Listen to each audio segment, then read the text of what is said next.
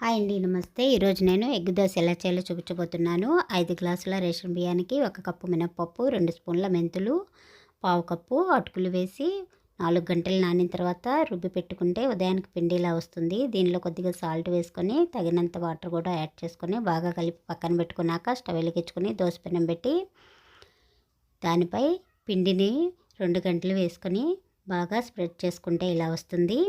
ఇప్పుడు దీనిపై ఒక కోడిగుడ్డుని తీసుకొని పగలగొట్టుకొని దానిపై వేసి రెడ్ చట్నీ ఉంటుంది కదండి, రెడ్ చట్నీ కానీ కారం కానీ ఉప్పు కానీ దానిపైన వేసి బాగా స్ప్రెడ్ చేసుకొని పైనుంచి ఆయిల్ కొద్దిగా వేసుకొని రెండు వైపులా బాగా కాల్చుకుంటే వేడివేడిగా ఎగ్ దోశ పల్లి చట్నీతో సూపర్గా ఉంటుందండి. ఒకసారి ట్రై చేయండి.